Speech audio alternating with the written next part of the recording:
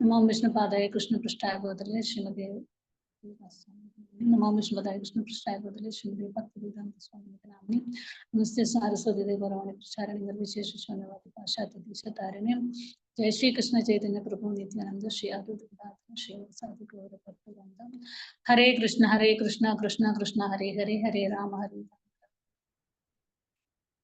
जय जय श्री चैतन्य नित्यानंद जय अद्वैत चंद्र जय हरे कृष्ण മാതാജി വലിയൊരു ടോപ്പിക്കാണല്ലോ കിടക്കുന്നത്.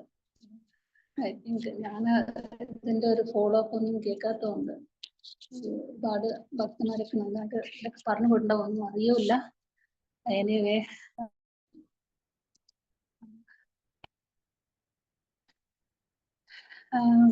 വായിക്കും. നമോ ഭഗവതേ വാസുദേവായ.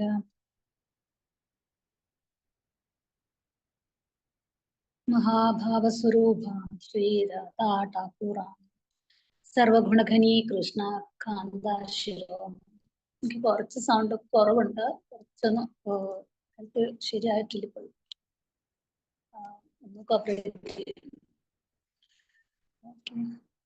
മഹാഭാവ സ്വരൂപ ശ്രീ രാധാ ഠാക്കുറാണി സർവഗുണഖനി കൃഷ്ണ കാന്താശിരോ.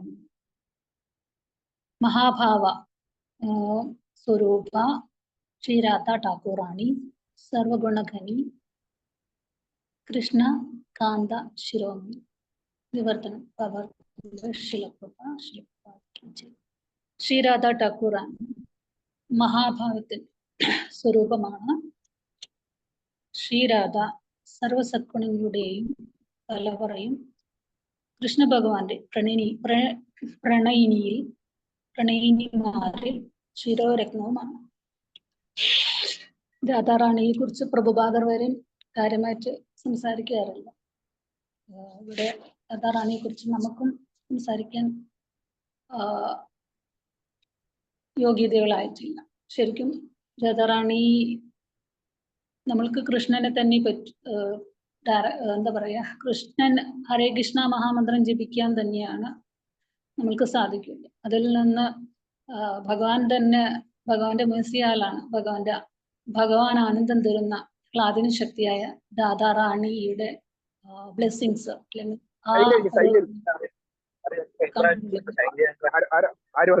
ബാംഗ്ലൂർ ബാച്ചിൽ വിളിച്ചു പറഞ്ഞു എനിക്ക് അർജന്റായിട്ട് പോകണമെന്ന്. അത് ചോദിക്കട്ടെ, ആരാ പേര് പറ. നിങ്ങളുടെ അകത്ത് കയറാൻ പറ്റിയില്ല.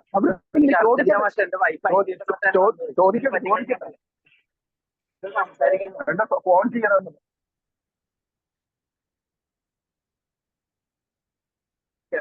നിങ്ങളുടെ ബാങ്കുകാർ തന്നെ അവിടെ ഇരുന്നിട്ട് എന്നെ വിളിച്ചിട്ട് ഫോൺ ചെയ്യണം. നിങ്ങളൊരു പണിയാണ്.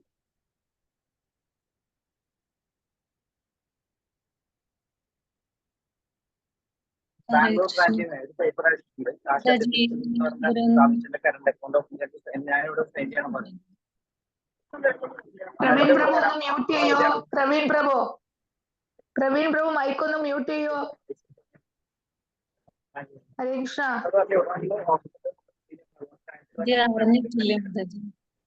ഒരു മിനിറ്റ് മാജി, ഒരു മിനിറ്റ് ഞാനൊന്ന് ഒരു മിനിറ്റ് ഞാൻ ഇപ്പം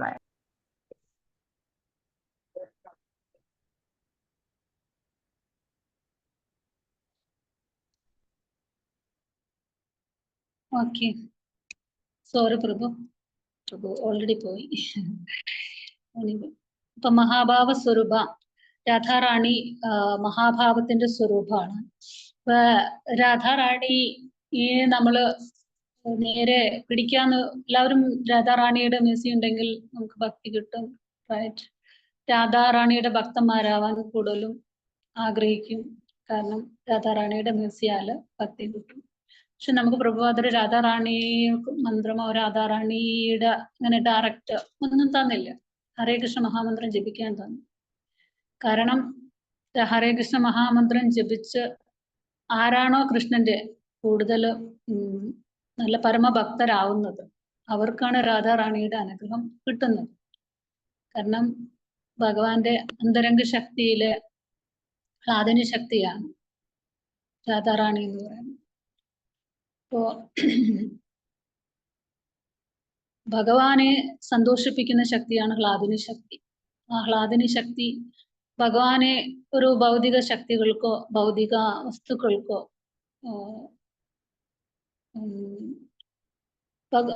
ആ ഒരു തലത്തിലല്ലാത്ത ഒരു വസ്തുക്കൾക്കും ഭഗവാനെ സന്തോഷിപ്പിക്കാൻ അല്ലെങ്കിൽ ഭഗവാനിലെ ഇൻഫ്ലുവൻസ് പറ്റില്ല. അതേ സ്ഥാനത്ത് രാധാറാണിക്കാണ്, ആ ഹ്ലാദിനി ശക്തിക്കാണ് ഭഗവാനെ ഇത്രമാത്രം ആനന്ദിപ്പിക്കാനും.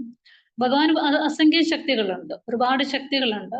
പരാശക്തർ വിവിധൂയത്തെ, ഒരുപാട് ശക്തികളുണ്ട്. അതിനെയെല്ലാം കൂട്ടിച്ചേർത്ത് 3ആയിട്ട് ഡിവൈഡ് ചെയ്തിട്ടുണ്ട്. അതാണെന്ന് നമുക്ക് ആന്തരിക ശക്തി അല്ലെങ്കിൽ ആത്മീയ ശക്തി. രണ്ടാമത്തത് ഭൗതിക ശക്തി. ഓക്കെ, ഭൗതിക ശക്തി, ബഹിരംഗ ശക്തി, പറയല്ല അചിത്ത്. ചിത് ശക്തി എന്ന് പറയുന്നത് ഭഗവാന്റെ അന്തരശക്തി. ആന്തരംഗ ശക്തിയും ബഹിരംഗ ശക്തിയാണോ മാജി? എന്തോ അന്തരംഗ ശക്തി ബഹിരംഗ ശക്തിയാണോ? ഭൗതിക ശക്തി എന്ന് പറയുന്നതിനാണ് ബഹിരംഗ ശക്തി എന്ന് പറയുന്നത്. ഭൗതിക ശക്തി ആണ് മാതാജിന്ത് ചോദിച്ചത്. അല്ല, അന്തരംഗ ശക്തി അല്ലേ മാർജിനൽ ശക്തി, തടസ്സ ശക്തി, നമ്മൾ ജീവാത്മാക്കള്, അവര് മാർജിനൽ ശക്തി. അതും ആത്മീയം തന്നെയാണ്, എങ്കിലും അത് തടത്തിൽ കിടക്കുകയാണ്. അവർക്ക് രണ്ടിടത്തേക്കും തിരിയാം. ഒന്ന് ബഹിരംഗ ശക്തിയിലേക്കും തിരിയാം, അതേപോലെ തന്നെ ആത്മീയ ശക്തിയായ അല്ലെങ്കിൽ അന്തരംഗ ശക്തിയിലേക്കും തിരിയാം. അപ്പോ പരാശക്തി അല്ലെങ്കിൽ ചിത്ത് പൊട്ടൻസി എന്ന് പറയുന്നത് സ്പിരിച്വൽ ആണ്, ആത്മീയമായിട്ടുള്ള ശക്തിയാണ്. നമ്മൾ ക്ഷേത്രജ്ഞ ശരീരം എടുത്തിട്ടുള്ള ആൾക്കാർ, അവര് തടത്തിൽ നിൽക്കുന്നു, തടസ്ഥ ശക്തിയാണ്, മാർജിനൽ പൊട്ടൻസി എന്ന് പറയും. അവരും സ്പിരിച്വൽ തന്നെയാണ്. ഭഗവാൻ സത്ത് ചിത്ത് ആനന്ദമാണ്. അതിന്റെ ഒരു അംശമാണ് നമ്മളും ജീവാത്മാക്കളും. സത്ത് ചിത്ത് അതിന്റെ ഒരു ചെറിയ പാട്ട് തന്നെയാണ്. ഒരിക്കലും സുപ്രീം ആവുന്നില്ല. സുപ്രീം പൊസിഷൻ സുപ്രീമിന് മാത്രമേ ഉള്ളൂ. ഭഗവാൻ വിഭുവാണെങ്കിലും നമ്മൾ അണുവാണ്. അതുകൊണ്ട് നമ്മൾക്ക് ഭഗവാന്റെ തന്നെ ഈ ശക്തികളിൽ ഈ ബഹിരംഗ ശക്തിയുടെയും അന്തരംഗ ശക്തിയുടെയും നടുക്ക് കിടക്കും, തടത്തിൽ കിടക്കും. നമുക്ക് എങ്ങോട്ട് വേണമെങ്കിലും തിരിയാം. നമ്മൾ ഭൗതിക ലോകത്തിലായതുകൊണ്ട് ബഹിരംഗ ശക്തിയുടെ സ്വാധീനത്തിലാണ്. ഭഗവാൻ ഈവൻ ഭൗതിക ലോകത്തിൽ വന്നാലും ബഹിരംഗ ശക്തിയുടെ സ്വാധീനത്തിലല്ല. ഭഗവാൻ അങ്ങനെയൊന്നും ആർക്കും സന്തോഷിപ്പിക്കണമെങ്കിൽ, ഭഗവാനെ സന്തോഷിപ്പിക്കണമെങ്കിൽ ഭഗവാന്റെ ശക്തികളുണ്ട്. അപ്പോൾ ബഹിരംഗ ശക്തി ഭൗതിക ലോകത്തില് ഭൗതിക ഈ പ്രൊഡക്റ്റുകളും ഭൗതിക ലോകത്തിലുള്ള എല്ലാ സൃഷ്ടിയും കാര്യങ്ങൾക്കും ഒക്കെ ബഹിരംഗ ശക്തിയുടെ എനർജിയാലാണ് ഭഗവാൻ ഇവിടെ എല്ലാം ചെയ്തിട്ടുള്ളത്. അതേ സ്ഥാനത്ത് ഭഗവാന്റെ ആത്മീയ ശക്തി അത് തന്നെ 3 വിധത്തിലുണ്ട്. ഇവിടെ എല്ലാം വായിച്ചിട്ടുണ്ടാവും, ഞാൻ വായിച്ചില്ല, എനിക്ക് അതിനെ കുറിച്ച് അറിയില്ല. അപ്പോൾ അതില് നമുക്കറിയാം ഭഗവാന്റെ ആത്മീയ ശക്തി എന്ന് പറയുന്നത് സന്ധിനി, സംവിധ, ഹ്ലാദിനി ശക്തി. അതില് ഈ ഭഗവാന്റെ ഈ ആത്മീയ ശക്തി തന്നെ മൂന്ന് ഗുണങ്ങളോട് കൂടിയിട്ടാണെങ്കിൽ അത് സംവിധ, സന്ധിനി, ഹ്ലാദിനി. അതേപോലെ തന്നെ ഭൗതിക ശക്തിയും 3 ഗുണങ്ങളോട് കൂടിയിട്ടുള്ള, 3 മോഡ്സോട് കൂടിയിട്ടുള്ള അതാണ് തമോ ഗുണം, രജോ ഗുണം, സത്വ ഗുണത്തിലുള്ള. അപ്പോ ഈ നമ്മൾക്ക് ജീവാത്മാക്കള് സച്ചിദാനന്ദ സ്വരൂപത്തിന്റെ ഒരു അംശമാണ്, ആത്മീയമാണ്. അത് പ്രകൃതി പുരുഷം പര എന്ന് പറയുന്ന ഒരു വേഴ്സിൽ പറയില്ലേ. അതുപോലെ അപരേമിതസ്ഥാന്യം, അതായത് ഭഗവാൻ, നമ്മൾ ജീവാത്മാക്കള് പരപ്രകൃതിയുടെ അംശമാണ്. അതേപോലെ തന്നെ നമ്മൾ അപരപ്രകൃതിയുടെയും ഉണ്ട്. കാരണം നമ്മളുടെ ഭൗതിക ശരീരം എന്ന് പറയുമ്പോൾ അപര പ്രൊഡക്റ്റ് തന്നെയാണ്. ഈ പഞ്ചഭൂതം നിർമ്മിതമായിട്ടുള്ള ഈ ശരീരം എന്ന് പറയുന്നത് ഭൗതിക പ്രകൃതി നമുക്ക് സമ്മാനിച്ചിട്ടുള്ളതാണ്. സ്ഥൂല ശരീരമാവട്ടെ സൂക്ഷ്മ ശരീരമാവട്ടെ അത് ഭൗതിക പ്രകൃതിയുടെ പ്രൊഡക്റ്റ് തന്നെയാണ്. അതിനുള്ളിലൊരു ജീവകണാണ്, ആത്മാവുണ്ട്. അതെന്ന് പറയുന്നത് ആത്മീയമാണ്. അത് സച്ചിദാനന്ദ സ്വരൂപത്തിന്റെ ഒരു പാർട്ട് തന്നെയാണ്. അതുകൊണ്ട് അത് ആത്മീയമാണ്. അത് പരാശക്തിയായിട്ട്. അതുകൊണ്ടാണ് ഭഗവത്ഗീതയിൽ 7:5 പറയുന്നത് അപരമിതസ്ഥന്യം പ്രകൃതി വിദ്യമേം പരം, പരമമായ പ്രകൃതി. അപ്പൊ അപരാപ്രകൃതി എന്ന് പറയുന്നത് ഭൗതിക ശക്തി. ഓക്കെ, അപ്പൊ ചിത്ത് പൊട്ടൻസി എന്ന് പറയുന്നത് സ്പിരിച്വൽ ആയിട്ടുള്ള ആ 3 ശക്തികളുടെ കാര്യത്തിലാണ് ഇവിടെ നമുക്ക് രാധാറാണി വരുന്നത്. അപ്പൊ അതിലേക്ക് നമുക്ക് നോക്കാം. അപ്പൊ അതില് സന്ധിനി, സംവിത്, ഹ്ലാദിനി. അപ്പോ സംവിത് എന്ന് പറയുമ്പോ ഈ സന്ധിനി എന്ന് പറയുമ്പോ ഭഗവാനെ തന്റെ പൂർണ്ണമായിട്ടുള്ള ആകർഷണ രൂപത്തിന് ഫുള്ളായിട്ട് ഭഗവാൻ എന്താണോ അത് തന്നെയാണ് ആ സന്ധിനി എന്ന് പറയുന്നത്. അത് ഭഗവാൻ എന്ന് പറയുമ്പോൾ ഒരിക്കലും ഒരു ഭഗവാൻ മാത്രമായിട്ട്, കൃഷ്ണൻ മാത്രമായിട്ട് നിൽക്കുന്നില്ല. കൃഷ്ണനിൽ നിന്ന് വേറിട്ടല്ലാത്തതായിട്ടുള്ള അംശങ്ങളുണ്ട്. അതായത് ഭഗവാന്റെ അസോസിയേറ്റ്സ്, വാസസ്ഥലങ്ങളാവട്ടെ, ലീലകളാവട്ടെ, പില്ലോ, മറ്റുള്ള എല്ലാ ഐറ്റംസുകളും, സഹകാരികളും എല്ലാവരും അതിൽ പെടും. അപ്പൊ അത്രയും ക്ലോസ്ഡ് ആയിട്ടുള്ള ഭഗവാനിൽ നിന്ന് ഡിഫറെന്റ് അല്ല. അപ്പൊ അത്രയും ശക്തിമതോർ അഭേദ എന്ന് പറയുന്ന പോലെ ഭഗവാനിൽ നിന്ന് അഭിന്നമല്ലാത്തതായിട്ട് ഭഗവാൻ എന്ന് പറയുമ്പോൾ ഇതെല്ലാം പെടും. നമ്മൾ ഭഗവാൻ എന്ന് പറയുമ്പോൾ ഒരിക്കലും ഭഗവാനിൽ മാത്രം നമ്മൾ പറയില്ല, അതാണ് പറയണത്. അപ്പൊ അത്ര എല്ലാ സാമഗ്രികളെയും ഉൾപ്പെടുത്തിക്കൊണ്ട് ആ ഗോലോക വൃന്ദാവനത്തിലുള്ള ഭഗവാന്റെ എല്ലാ സാമഗ്രികളും ആരൊക്കെയാണോ ഭഗവാനോടുള്ള അതൊക്കെ ഉൾപ്പെടുത്തിക്കൊണ്ട് എക്സിസ്റ്റൻസ് ആണ്, നിലനിൽപ്പിന്റെ ശക്തിയാണ്. അപ്പോ നമ്മൾക്ക് ഈ ഭഗവാന് ഇതെല്ലാം നിലനിർത്തുന്നതിന് ഈ സന്ധിനി ശക്തിയുടെ സപ്പോർട്ടോടുകൂടിയാണ്, സന്ധിനി ശക്തിയെ ഉപയോഗിച്ചിട്ടാണ്, സന്ധിനി ശക്തിയാണ് ഇത് ചെയ്യുന്നത്. ഇപ്പൊ സന്ധിനി ശക്തി ആക്ച്വലി ആ ശക്തിയുടെ എന്താ പറയാ, മുക്കാൽ ഭാഗവും ആത്മീയ ലോകമാണെങ്കിൽ, അതിന്റെ എക്സിസ്റ്റൻസ് ആണെങ്കിൽ, ബാക്കി 1/4 ഭാഗം ഭൗതിക ലോകമാണ്. അപ്പൊ ഭൗതിക ലോകം സൃഷ്ടിച്ചിരിക്കുന്നതും സന്ധിനി ശക്തിയുടെ പ്രഭാവത്തിലാണ്. അതില് ഇൻഫ്ലുവൻസ് ആർക്കാണ്? ഭൗതിക ശക്തിക്കാണ്, ബഹിരംഗ ശക്തിയാണ് അവിടുത്തെ ബാക്കിയുള്ള കാര്യങ്ങൾ ചെയ്യുന്നത്. അവിടെ എന്താന്ന് വെച്ച് കഴിഞ്ഞാൽ അവിടെ ജീവാത്മാക്കളുടെ ഇതാണ്. അതേ സ്ഥാനത്ത് അവിടെ ആത്മീയ ലോകത്തില് ബഹിരംഗ ശക്തിക്ക് അവിടെ റോളില്ല. അവിടെ ഉണ്ടെങ്കിലും അതിന് പ്രഭാവം അറിയില്ല. അവിടെ അന്തരംഗ ശക്തിയുടെ പ്രഭാവത്തിലാണ് എല്ലാ കാര്യങ്ങളും നടക്കുന്നത്. അപ്പൊ ഭഗവാന്റെ പൂർണ്ണമായിട്ടുള്ള ആ നവയവനമായിട്ടുള്ള ആ രൂപവും ഭഗവാന്റെ അസോസിയേറ്റ്സുകളും ലീലകളും സാമഗ്രികളും എന്താ പറയാ, ഗോപന്മാരവരൊക്കെ അങ്ങനെയൊക്കെ ഉൾപ്പെടുത്തിക്കൊണ്ടുള്ള അതാണ് സന്ധിനി ശക്തിയിൽ പ്രൊഡക്റ്റ്, സന്ധിനി ശക്തിയുടെ റോള് വരുന്നത്. അവരെയൊക്കെ നിലനിർത്തുന്ന, അവരെയൊക്കെ ഉണ്ടാക്കുന്ന ആ ഒരു രീതി. ഇനി അത് തന്നെ ഭൗതലോകത്തിലും പറഞ്ഞുണ്ട്. പിന്നെ അതിൽ ഭഗവാന്റെ ഈ ശക്തിയില്, ആത്മീയ ശക്തിയില് ഒരു ശക്തി ഭഗവാൻ ഹിംസെൽഫ് പൂർണ്ണമായിട്ടും ആ എക്സിസ്റ്റൻസോടുകൂടി നിൽക്കുന്നുണ്ടെങ്കിൽ അതൊരു മെയിൽ പാർട്ട് അല്ലെങ്കിൽ മസ്കുലിൻ എനർജി, അല്ലെങ്കിൽ അങ്ങനെ പറയാൻ പറ്റില്ല, ഭഗവാൻ ഫുള്ളി അങ്ങനെ തന്നെയാണ്. എങ്കിലും അതിന്റെ ഒരു കൗണ്ടർ പാർട്ട് എന്ന നിലയ്ക്ക് അതിന്റെ ഒരു ശക്തി ഹ്ലാദിനി ശക്തിയായിട്ട്, കൗണ്ടർ പാർട്ട് എന്ന നിലയ്ക്ക് ഒരു രാധാറാണി ഹ്ലാദിനി ശക്തിയായിട്ട് വരുന്നു. അപ്പോ അതിന്റെ ഇടയിൽ സംവിധ ശക്തിയുണ്ട്. വിത്ത് എന്ന് പറഞ്ഞാൽ അറിയുക എന്നുള്ളതാണ്, നോളജ് പൊട്ടൻസിയാണ്. അപ്പോ ഇതിനെയൊക്കെ നമുക്ക് ഭഗവാന്റെ എക്സിസ്റ്റൻസും ആ ഭഗവാനെ കുറിച്ചിട്ടുള്ള അറിവും ഒക്കെ നമുക്ക് തരുന്നത് ഈ സംവിധ ശക്തിയാണ്. അപ്പൊ ഭഗവാനെ കുറിച്ച് അറിയാന്ന് പറഞ്ഞു കഴിഞ്ഞാൽ അത്ര ഈസി അല്ല. അപ്പോ നമുക്ക് ഭൗതികമായിട്ടുള്ള നോളജ് ആയാലും ആത്മീയമായിട്ടുള്ള അറിവുകളായാലും ഈ സംവിധ ശക്തിയിലൂടെ മുക്താത്മാക്കൾക്കൊക്കെ ഭഗവാനെ കൂടുതലും അറിയാൻ പറ്റും, നമ്മളെ പോലെയല്ല. അപ്പോ അത്തരം അറിവിനുള്ള ശക്തി കൊടുക്കുന്നത് സംവിധ ശക്തിയാണ്. അപ്പൊ അതില് ഒരു ശക്തിയായ ഹ്ലാദിനി ശക്തിയാണ് രാധാറാണി എന്ന് പറയുന്നത്. അപ്പൊ അന്തരംഗ ശക്തിയിലെ ഭഗവാന്റെ തന്നെ ഒരു part, counter part, feminine counter part എന്നാണ് പറയാം. അതാണ് Radharani. Radharani is so special because രാധാറാണിയാണ് കൃഷ്ണന് അത്രയും ആഹ്ലാദ കൊടുക്കുന്നത്. അപ്പോൾ ആ ഒരു ശക്തി രാധാറാണിക്ക് മാത്രമാണ്.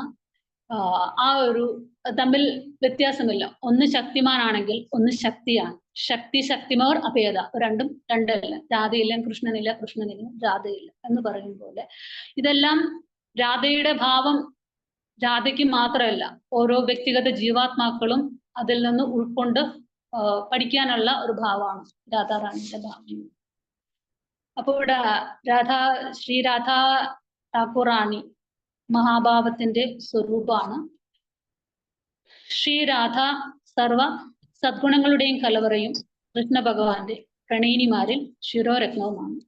കൃഷ്ണ ഭഗവാന് പ്രണയിനിമാര് എന്ന് പറയുന്നുണ്ട്. പ്രണയിനിമാർ എന്ന് പറയുമ്പോൾ ഒന്നിൽ കൂടുതലുണ്ട്. ഒരുപാട് സഖികളുണ്ട്, ഒരുപാട് പ്രണയിനികളുണ്ട്. നമുക്കറിയാം ഗോപ സ്ത്രീകള് എല്ലാവരും, ഗോപികമാര് സ്ത്രീകള്, ഗോപികമാര് എല്ലാവരും ഭഗവാന്റെ പ്രണയിനികൾ തന്നെയായിരുന്നു. ഈവൻ സ്ത്രീകളായാലും എല്ലാവർക്കും കൃഷ്ണപ്രേമമുണ്ട്. അത് ഈ കാണുന്ന നമ്മളുടെ വികലമായിട്ടുള്ള കാമമല്ല, അതെല്ലാം ഒരു ഭൗതിക തലത്തിലുള്ള പ്രേമമാണ്. ഭൗതിക തലത്തിലുള്ള പ്രേമം എന്ന് പറയുമ്പോൾ അതിന് കണ്ടീഷൻ ഉണ്ട്. അവിടെ ഇപ്പൊ ഈവൻ കൃഷ്ണപ്രേമം എന്ന് പറയുന്ന സ്റ്റേജ് നമ്മൾക്ക് എന്താ പറയാ, രൂപകസ്വാമിയുടെ ഭക്തരസാമൃത സിന്ധുവിൽ പറയുന്ന മാതിരി ഭക്തിയുടെ 14 സ്റ്റേജസിൽ 9 സ്റ്റേജ് നമ്മള് അല്ലാതെയും പഠിക്കുന്നുണ്ട്. പക്ഷെ 9 സ്റ്റേജ് മെയിൻലി നമ്മൾ പഠിക്കണം. കാരണം എന്ന് വെച്ച് കഴിഞ്ഞാൽ പ്രേമ വരെ നിൽക്കണുള്ളൂ. പ്രേമ എന്ന് പറയുന്ന സ്റ്റേജിലും ഒരു കണ്ടീഷൻ, ഒരുപക്ഷെ ഭൗതിക ലോകത്തിലെ പ്രേമ പോലെ പ്രേമം, പ്രണയം, അതല്ലെങ്കിൽ എന്താ പറയുക, സ്നേഹം, അങ്ങനെ പറയാം, സ്നേഹം. അത് ഒരു കുറച്ചും കൂടിയും ഹയർ സ്റ്റേജ് ആണ് സ്നേഹം എന്ന് പറയുന്നത്. അതിൽ 14th സ്റ്റേജിൽ 9 സ്റ്റേജ് കഴിഞ്ഞിട്ടുള്ളത് അത്രയും ഓർമ്മയില്ല, വായിച്ച പോയതേ ഉള്ളൂ.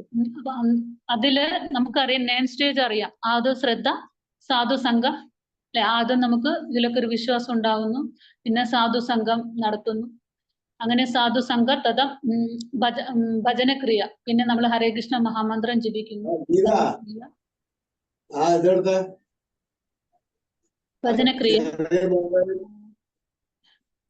ഭജനക്രിയ ചെയ്ത് കഴിഞ്ഞു കഴിയുമ്പോൾ നമുക്ക് ഹരേ കൃഷ്ണ മഹാമന്ത്രം ജപിച്ചു കഴിയുമ്പോൾ ഓൾറെഡി നമ്മുടെ ചിത്തത്തിലുള്ള അത്തരം നെഗറ്റിവിറ്റീസുകൾ, അനർത്ഥാസ്, കാമക്രോധ ലോപമോഹ മത മാത്സര്യങ്ങൾ, ഓൾ ഇൻസെക്യൂരിറ്റീസ്, നെഗറ്റിവിറ്റീസ്, ഡാർക്ക് സൈഡുകൾ ഒക്കെ പതിയെ കണ്ണാടിയിലെ പൊടി തുടച്ചു നീങ്ങും പോലെ പതിയെ അത് പോകാനായിട്ട് തുടങ്ങും. അപ്പോൾ നമ്മളുടെ കർമ്മങ്ങളെല്ലാം ഇങ്ങനെ ക്ലിയറൻസ് നടന്നുകൊണ്ടേയിരിക്കും. അതിന് ഒരൊറ്റ മാർഗ്ഗമേ ഉള്ളൂ, ഹരേ കൃഷ്ണ മഹാമന്ത്രം ജപിക്കാൻ.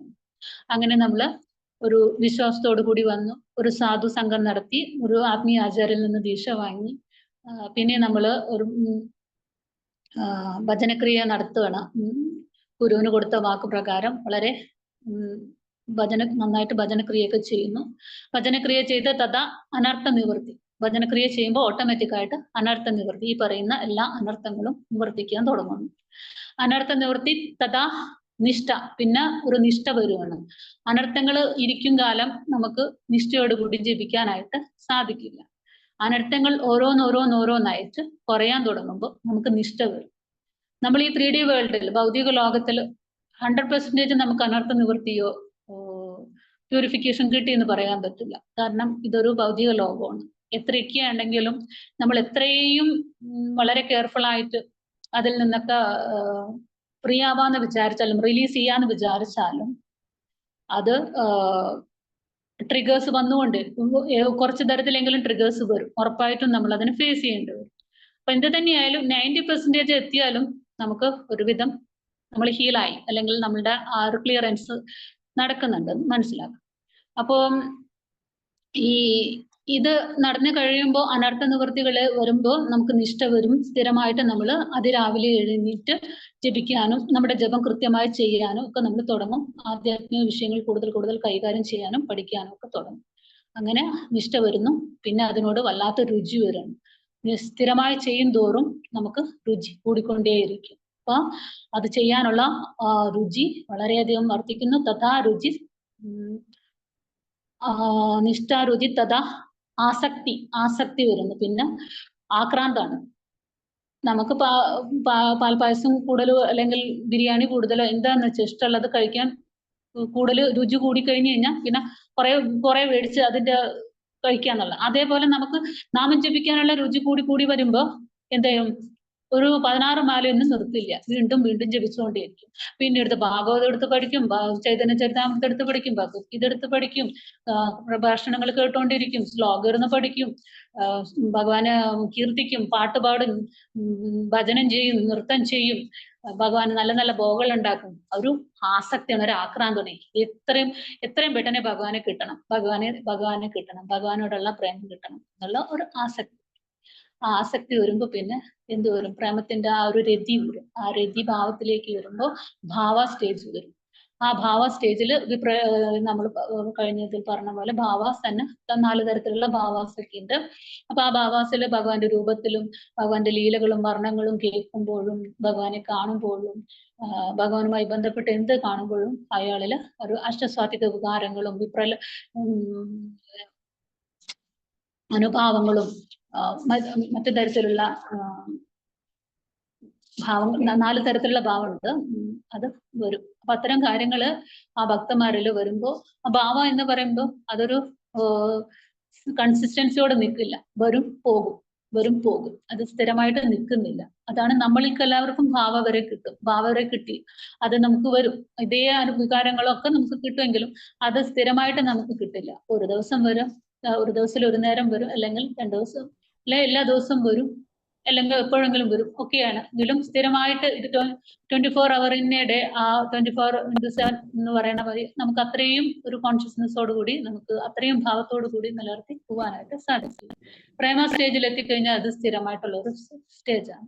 അപ്പൊ ആ പ്രേമ സ്റ്റേജിൽ എത്തിയിട്ടുള്ള ആണ് ഗോപികമാരെല്ലാം. അവർക്കും ഉണ്ട് കണ്ടീഷനൊക്കെ, മീൻസ് അവർക്ക് എപ്പോഴും കൃഷ്ണൻ അടുത്തുണ്ടാവണം, കൃഷ്ണനെ തന്നെ വേണം, അങ്ങനെ ഒരു ഭയങ്കരമായിട്ട് അള്ളി പിടിച്ചിട്ടുള്ള ഒരു സ്നേഹം, അപ്പൊ കൃഷ്ണൻ വിട്ടുപിരിയില്ല എന്നുള്ള. അപ്പൊ ഒരു സ്നേഹത്തിന് ഒരുപാട് കണ്ടീഷൻ ആയാലും ഒരുപാട് ഡിമാൻഡ്സ് വയ്ക്കും, പിന്നെ വിട്ടിട്ട് പോകുമോ, അല്ലെങ്കിൽ എനിക്ക് എന്ത് തരും, അങ്ങനെ ഇങ്ങനെ. അപ്പൊ ആ ഒരു പ്രേമ സ്റ്റേജിലും ആ ഒരു ഇത് വരും. അതിൽ നിന്നൊക്കെ വിട്ടിട്ട് 14ാമത്തെ സ്റ്റേജില് സ്നേഹം എന്ന് പറയുന്ന, പ്രണയം എന്ന് പറയുന്ന ഒരു ഏറ്റവും മൂർത്തിമത് ഭാവത്തിലാണ് രാധാറാണി നിൽക്കുന്നത്. അപ്പോ ഈ രാധാറാണിക്ക് വരുന്ന ഭാവത്തെ കുറിച്ചിട്ടാണ് ഇവിടെ പറയുന്നത്. മഹാഭാവത്തിന്റെ സ്വരൂപമാണ് രാധാ ഠാക്കൂർ റാണി എന്ന് പറയുന്നത്. അപ്പോ നമ്മള് രാധാറാണി എന്ന് പറയുമ്പോൾ മൂലപ്രകൃതിയാണ്. രാധാറാണിയിലാണ് എല്ലാം, ബാക്കിയുള്ള എല്ലാ ശക്തികളുടെയും ഉത്ഭവസ്ഥാനം, അല്ലെങ്കിൽ എല്ലാ ശക്തികളും രാധാറാണിയുടെ ഷേഡോ ആയിട്ടാണ് വരുന്നത്.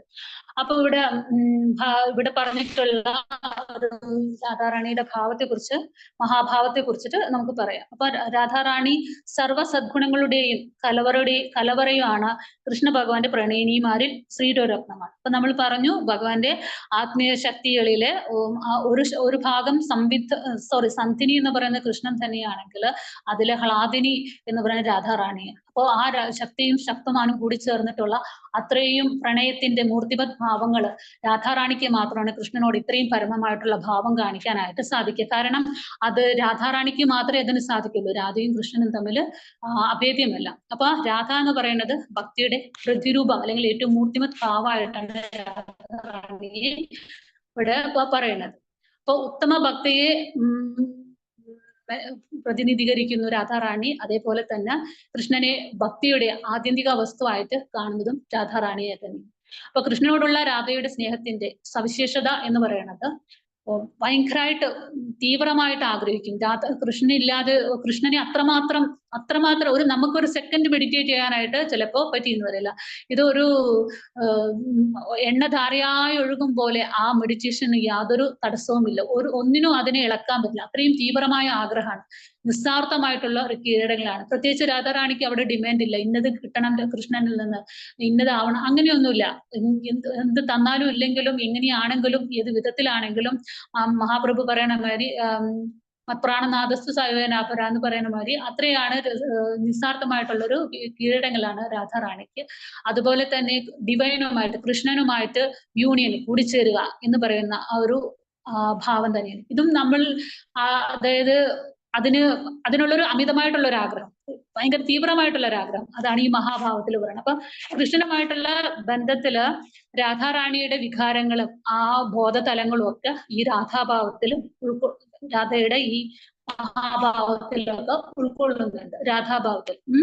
അപ്പം അതില് മഹാഭാവം എന്ന് പറയുമ്പോൾ കൃഷ്ണനോടുള്ള രാധയുടെ സ്നേഹത്തിന്റെ ഏറ്റവും ഉയർന്നതും തീവ്രവുമായിട്ടുള്ള രൂപമാണ്. അഗാധമായിട്ടുള്ള സ്നേഹം. അതുപോലെ തന്നെ സ്നേഹം എപ്പോൾ കൂടുന്നു അവിടെ ഒരു സെപ്പറേഷൻ ഉണ്ടാവും, ആ വിരഹം ഉണ്ടാവും. സെപ്പറേഷൻ വരുമ്പോഴാണ് സ്നേഹത്തിന്റെ ഏറ്റവും മൂല്യം അറിയാൻ പറ്റുന്നത്. അതേപോലെ സെപ്പറേഷനിൽ അതുപോലെ തന്നെ ഭക്തന്മാരും ആഗ്രഹിക്കുന്നത് ആ സെപ്പറേഷന് വേണ്ടിയിട്ടാണ്. ഭഗവാനെ എടുത്ത് കിട്ടിയെന്ന് മഹാപ്രഭു ഒരിക്കലും പറയില്ല. പരമാത്മാവായിട്ട് കൃഷ്ണൻ നമ്മുടെ ഹൃദയത്തിലുണ്ട്. എന്നിട്ടും നമ്മൾക്ക് കൃഷ്ണന്റെ വിരഹമാണ്.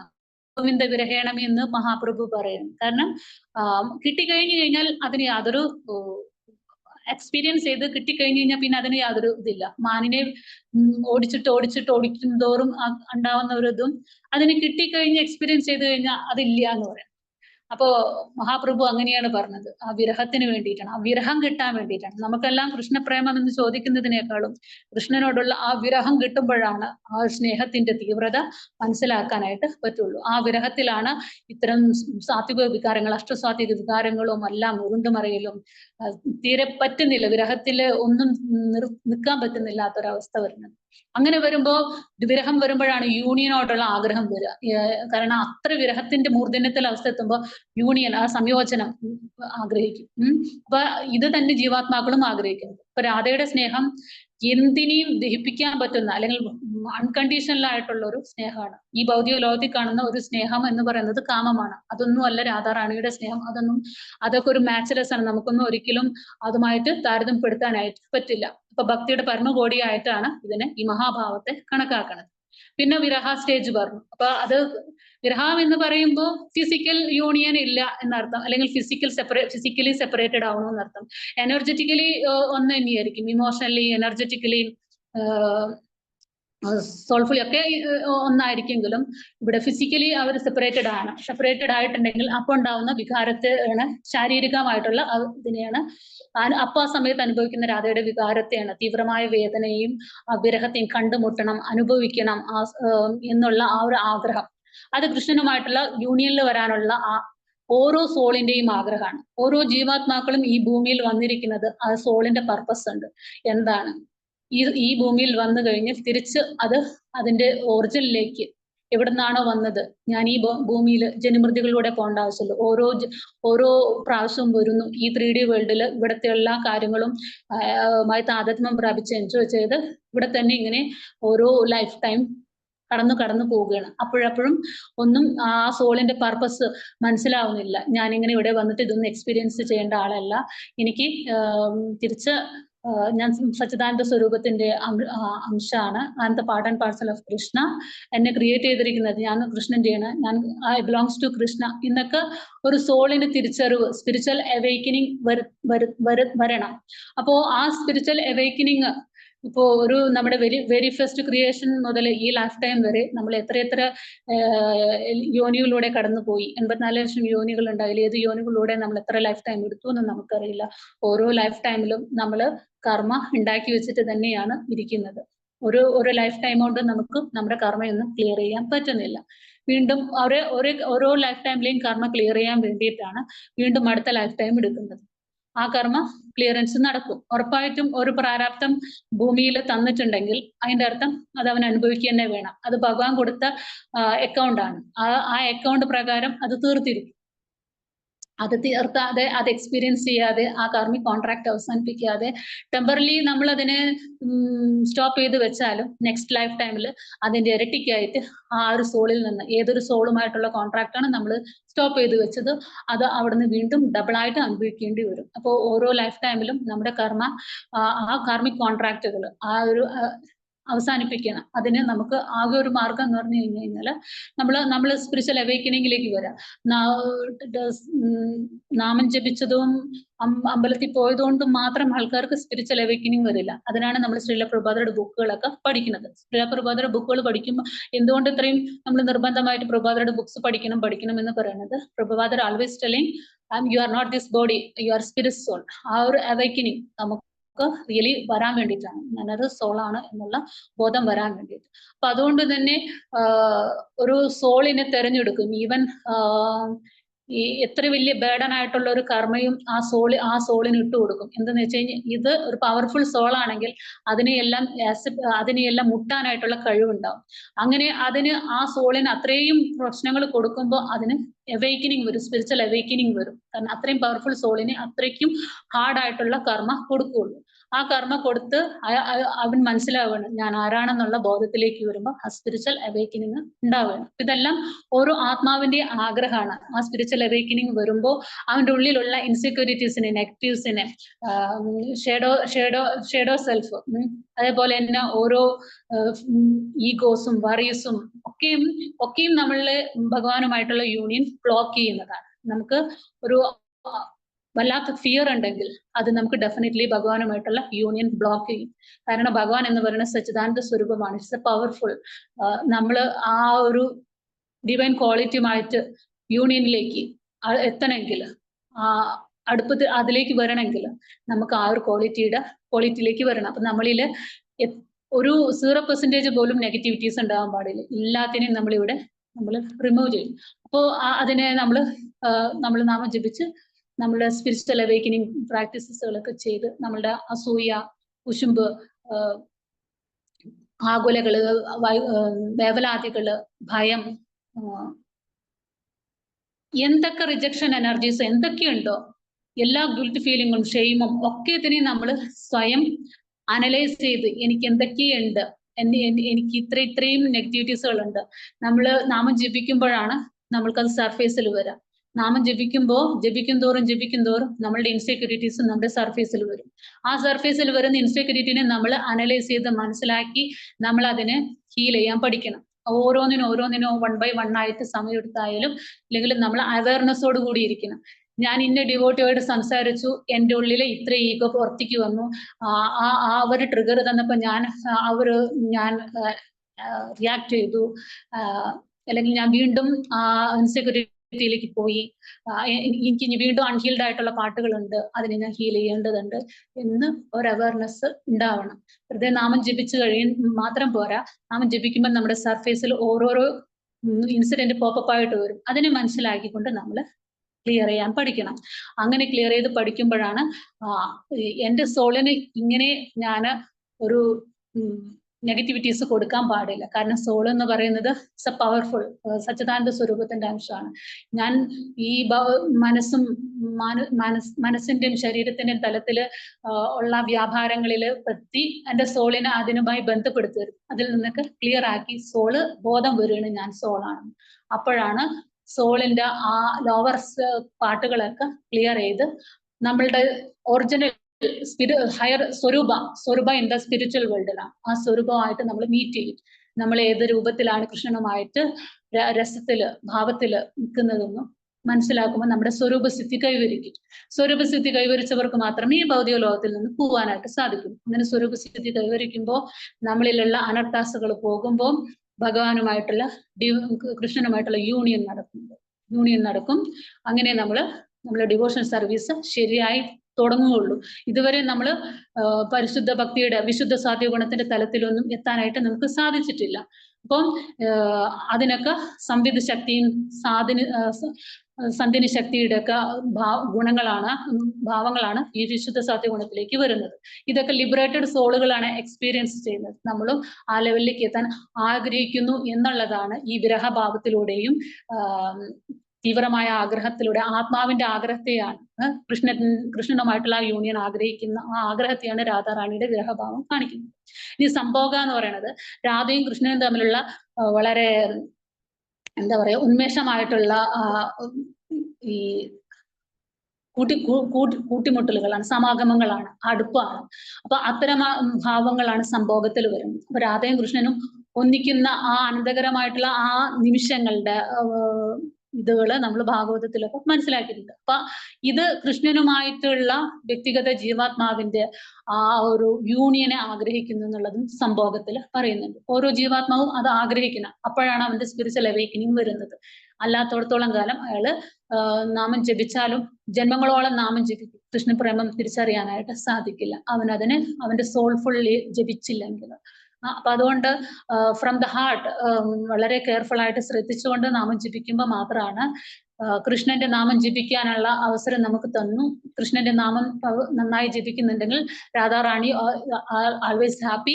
ആരാണോ കൃഷ്ണന്റെ നാമം ജപിക്കുന്നത്, കൃഷ്ണന്റെ പരമഭക്തരാകുന്നത്, രാധാറാണിയുടെ ബ്ലെസ്സിങ്സ് അപ്പോഴാണ് കിട്ടുന്നത്.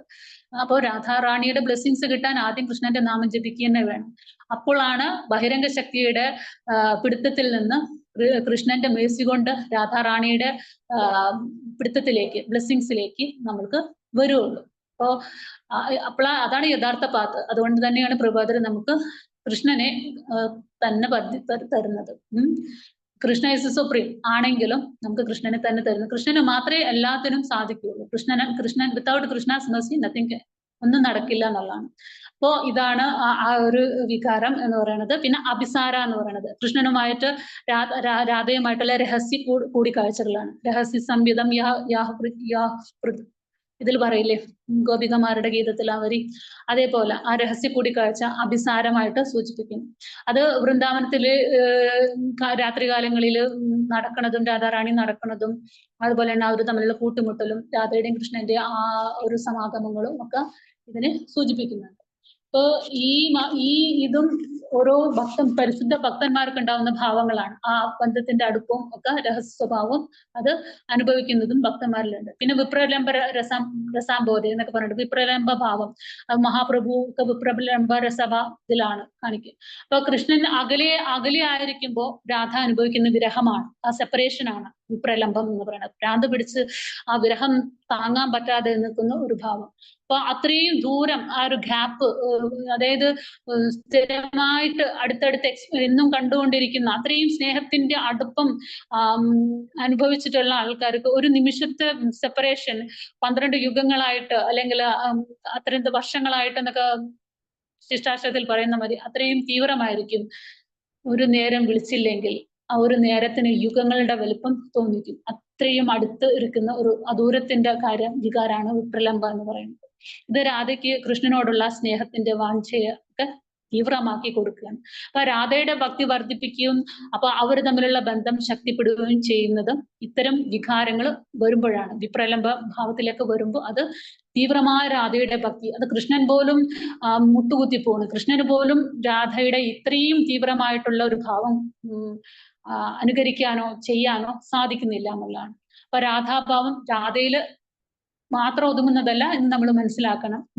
നമുക്ക് ഭക്തന്മാർക്ക് അതൊരു നമ്മുടെ സ്പിരിച്വൽ ജേണിയിൽ ഒരു പ്രചോദനമായിട്ട് വർത്തിക്കുന്നതാണ് രാധാറാണി. അതുകൊണ്ടാണ് രാധാറാണിയുടെ മ്യൂസിക്, രാധയാണ് പരമഭക്ത, രാധയാണ് നമ്മുടെ റോൾ മോഡൽ. അപ്പൊ രാധാറാണി നമുക്ക് പ്രചോദനമായിട്ട് അഗാധമായിട്ടുള്ള സ്നേഹം എന്ന് പറയുന്നതിൽ അൺകണ്ടീഷണലാണ്. പ്രേമത്തിലും ഒരു കണ്ടീഷൻ ഉണ്ട്. സ്നേഹം എന്ന് പറയുന്ന സ്റ്റേജിലാണ്, അവിടെ അൺകണ്ടീഷണലാണ്. കൃഷ്ണൻ 11,208 ഭാര്യമാരുടെ കൂടെ ജീവിച്ചാലും, ഗോപികമാരുടെ കൂടെ പോയാലും, ആരുടെ കൂടെ ജീവിച്ചാലും എന്റെ കൃഷ്ണൻ എനിക്ക് കൃഷ്ണൻ തന്നെയാണ് രാധയുടെ വിചാരം. ആരുടെ കൂടെ ആയിരുന്നാലും എന്താ, പക്ഷെ കൃഷ്ണൻ അതെന്റെ കൃഷ്ണൻ, അത് കൃഷ്ണൻ തന്നെയാണ്. അതൊരിക്കലും ഞങ്ങൾ സെപ്പറേറ്റഡ് ആവുന്നില്ല. അങ്ങനെയുള്ള ഒരു തിരിച്ചറിവാണ് രാധാറാണിയുടെ ഭാവം എന്ന് പറയുന്നത്. അതാണ് സ്നേഹം എന്ന് പറയുന്നത്. അങ്ങനെ അവരുടെ കൂടെ കൃഷ്ണൻ പോയത് കൊണ്ട് ഇനി എനിക്ക് കൃഷ്ണനെ സ്നേഹിക്കാൻ കഴിയില്ല എന്നൊരു ഡിമാൻഡ് രാധാറാണി വെച്ചിട്ടില്ല. അവിടെയാണ് രാധയുടെ സ്നേഹം എന്ന് പറയുന്നത്. അതൊന്നും ഒരു വിഷയമല്ല എന്നുള്ളത്. കാരണം രാധയ്ക്കറിയാം കൃഷ്ണനെ രാധയില്ലാതെ കൃഷ്ണൻ ഇല്ല എന്നുള്ളത് രാധയ്ക്കറിയാം. കാരണം അവർ എനർജറ്റിക്കലി ആൾവേസ് കണക്റ്റഡ്. അവർ ഒരിക്കലും സെപ്പറേറ്റഡ് അല്ല. ഒരു 3D വേൾഡിൽ ആ ഭൗതികമായിട്ടുള്ള ആ ഒരു ഫിസിക്കൽ ഇതില് യൂണിയൻ എല്ലാം ഉള്ളൂ. 5D ആയിട്ടോ അല്ലെങ്കിൽ അവർ ഓൾറെഡി എനർജറ്റിക്കലി കണക്റ്റഡ് ആണ്, യൂണിയൻ ആണ്, ഓൾവേസ് അവര് ഒന്നാണ്. അപ്പൊ അത്രയും അഗാധമായിട്ടുള്ള സ്നേഹം, ഭക്തി, ഇത് സറണ്ടറിങ് സ്റ്റേജ് നമ്മൾക്കും ഭക്തിയുടെ പാതയിൽ നമ്മൾ നേരത്തെ പറഞ്ഞ ഡിവനുമായിട്ടുള്ള കൃഷ്ണനുമായിട്ടുള്ള യൂണിയൻ വളർത്തിയെടുക്കാനായിട്ട് നമ്മളെ പഠിപ്പിക്കുകയാണ്. ഇത് നമ്മള് ഹരേ കൃഷ്ണ മഹാമന്ത്രം ജപിച്ചും ആട്ടവും പാട്ടവും ഒക്കെ ചെയ്തും ഒക്കെ നമ്മളിത് വളർത്തിയെടുക്കുകയാണ്. ഭഗവാന്റെ മുമ്പിൽ ആടിയും പാടിയും ഭഗവാന്റെ ഭക്തന്മാരുമായിട്ട് അസോസിയേറ്റ് ചെയ്തും ഒക്കെ നമ്മൾ ഇത്തരം ഭാവങ്ങൾ വളർത്തിയെടുക്കും. ഇതാണ് ഈ മഹാഭാവം ആയിട്ടുള്ള ബാക്കിയുള്ള ഭാവത്തിന്റെ സ്റ്റേജുകൾ. ഇനി ശ്രീമതി അത് പറഞ്ഞു. പിന്നെ ഭാവാർത്ഥം ശിലപ്രഭ ശിലപ്രഭാതി ഹ്ലാദിനി ശക്തിയുടെ കലർപ്പറ്റ പ്രവർത്തനം വ്രജധരണിമാരുടെയും ആ അതീന്ദ്രിയ സംഘത്തിലെ അത്യുന്നത പങ്കാളിയായ ശ്രീമതി രാധാറാണിയുടെയും ഇടപാടുകളിൽ പ്രകടമാണ്. അപ്പൊ ഹ്ലാദിനി ശക്തി ആനന്ദശക്തി, ഭഗവാനെ ആനന്ദിപ്പിക്കുന്ന ശക്തിയാണ്. അത് ആരിലൂടെയാണ്? പ്രജധരണിമാരുടെയും ആ അതീന്ദ്രിയ സംഘത്തിൽ. അവരെല്ലാം അതീന്ദ്രിയ സംഘത്തിലാണ്, അവരെ ട്രാൻസെൻഡന്റൽ ആണ്, സ്പിരിച്വൽ ആണ്, അവർ അത്രയും ലെവലിലുള്ള ആൾക്കാരാണ്. അത്യുന്നത പങ്കാളിയായ ശ്രീമതി രാധാറാണിയുടെയും ഇടപാടുകൾ പ്രകടമാക്കുന്നു. ഹ്ലാദിനി ശക്തിയുടെ സത്ത എന്ന് പറയുന്നത് ഈശ്വരപ്രേമമാണ്, കൃഷ്ണപ്രേമമാണ്. ഭഗവത് പ്രേമത്തിന്റെ, കൃഷ്ണപ്രേമത്തിന്റെ സത്ത എന്ന് പറയാ, സത്ത ഭാവം അഥവാ അതീന്ദ്രിയ ഭഗത് വികാരമാണ്, അതിൽ നിന്നുണ്ടാവുന്ന വികാരങ്ങളാണ്. ആ ഭാവത്തിന്റെ ഉച്ചസ്ഥായിയാണ് ഈ പറഞ്ഞ നമ്മള് മഹാഭാവം. ഈ മഹാഭാവ സ്റ്റേജുകളും അടുത്ത സ്റ്റേജുകളും നമ്മളിപ്പോ തന്നെ പറയുണ്ടായിരുന്നു. അപ്പൊ ഏറ്റവും അത്യുന്നതമായിട്ടുള്ള ഭാവം, നോ കോംപ്രമൈസ്, അതിന് അതിന്റെ പീക്ക് പീരീഡിൽ എത്തിയിരിക്കുകയാണ്. ഒരു തരത്തിലും അവിടെ നിൽക്കുന്നില്ല അതിന്റെ ഫ്ലോ എന്ന് പറയുന്നത്, അത്രയും ഉച്ചസ്ഥായിയാണ്. ശ്രീമതി രാധാറാണി അതീന്ദ്രിയ ബോധത്തിന്റെ ഈ 3 ഭാവങ്ങളുടെയും സ്വരൂപമാണ്. ഈശ്വരപ്രേമം അഥവാ അതീന്ദ്രിയ ഭഗവത് വികാരം, മഹാഭാവം, ഇതൊക്കെ ഇതിന്റെ ഈ 3 ഭാവങ്ങളുടെയും സ്വരൂപമാണ്. അതിനാല് അവൾ ഭഗവത് പ്രേമത്തിലെ ഉത്തുംഗ തത്വവും ശ്രീകൃഷ്ണമായ പ്രേമ ഭാചനവും. ഇതാണ് ഈ ഒരു ശ്ലോകത്തിലൂടെ മനസ്സിലാക്കാവുന്നത്. ഭഗവാന്റെ കൗണ്ടർ പാർട്ട് അല്ലെങ്കിൽ ശക്തിമാൻ ഭഗവാന്റെ ശക്തിയാണ്. ശക്തിമാൻ കൃഷ്ണൻ, ശക്തി രാധാറാണി. ഭഗവാന്റെ ആത്മീയ ശക്തിയിൽ ഭഗവാനെ തന്നെ നിലനിർത്തുന്ന, ഭഗവാന്റെ എല്ലാ കാര്യങ്ങളിലും ഭഗവാനെ സന്തോഷിക്കണോ, ലീല നടത്തണോ, എല്ലാം നടത്താൻ ഒരുപാട് ശക്തികളുണ്ട്. അപ്പൊ ഭഗവാന് മാത്രമായിട്ട് ഭഗവാനെ തന്നെ എല്ലാ തരത്തിലും ഭഗവാൻ ഒന്നും ചെയ്യില്ല. ഭഗവാനെ സംബന്ധിച്ച് ഭഗവാന് ചിരിക്കണോ, അവിടെ ചിരിക്കാനുള്ള ശക്തി, അവിടെ അതിന് അന്തരംഗ ഈ ആത്മീയ ശക്തികളില് ചിരിക്കാനുള്ള ശക്തികൾ ഏതോ അവരവരുടെ വർക്ക് അവർ ചെയ്യും. ഉറങ്ങണോ, കണ്ണടയ്ക്കണോ, ഈച്ച് ആൻഡ് എവറി കോർണറിലും ഭഗവാന്റെ ശക്തികളാണ് പ്രവർത്തിക്കുന്നത്. ഭഗവാൻ ഒന്നും അവിടെ ചെയ്യേണ്ട ആവശ്യമില്ല എന്നുള്ളത്. ഫ്ലൂട്ട്, പില്ലോ, ഇതെല്ലാം ഈ ശക്തികളില് സന്ധിനി പറയുന്ന ശക്തികളിലൊക്കെ പെടുന്നത്. എവറിത്തിങ് ഭഗവാൻ വളരെ രാജകീയമായിട്ടാണ്. ഇത്രയും ശക്തികളാണ് ഭഗവാന് സേവ ചെയ്യാനായിട്ട് ഇരിക്കുന്നത്. ആ ആത്മീയ ശക്തിയിലെ ഭഗവാന് ആനന്ദം പ്രദാനം ചെയ്യാനുള്ള ശക്തിയാണ് രാധാറാണി. ആ രാധാറാണി കൃഷ്ണന്റെ പരമമായ ബ്രഹ്മഭാചന. ഇതാണ് ഇവിടെ ഇത്. ഇനി ഒരു ശ്ലോകം കൂടി എടുത്തിട്ട് അല്ല, അടുത്തത് രാധാറാണിയും ചന്ദ്രാവലിയും ഒക്കെയാണ്. അതൊക്കെ വലിയ ടോപ്പാണ്. അപ്പൊ അത് നമുക്ക് ആരെങ്കിലും എടുക്കട്ടെ. ഓക്കെ, ഹരേ കൃഷ്ണ. ഹരേ കൃഷ്ണ. ജയ ശീല പ്രഭുപാ. ഹരേ കൃഷ്ണ. പ്രഭു മാതാജി സമയായല്ലോ.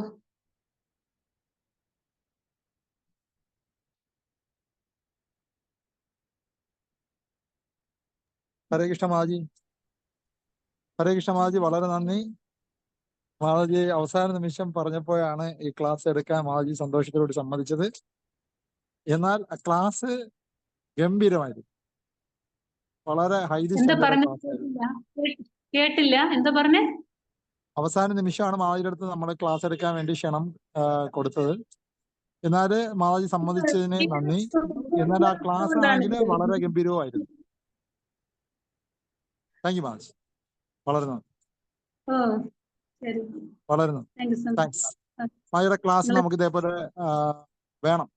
അപ്പൊ ഈ വൈകുന്നേരത്തെ ചൈതന്യ ചരിതാമൃതം ക്ലാസ് ആഴ്ചതോറും എടുക്കാൻ മാതാജിക്ക് ബുദ്ധിമുട്ടാണെങ്കിൽ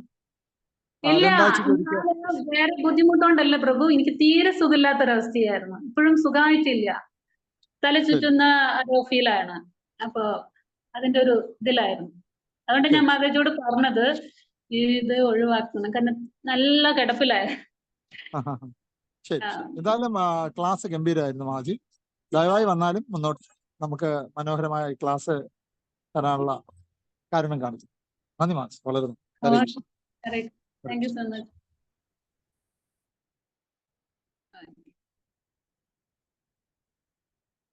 ചെയ്യാലോ അല്ലേ? ഓക്കെ. ശരി മാജി, ആയിക്കോട്ടെ. ഹരേ കൃഷ്ണ. Okay okay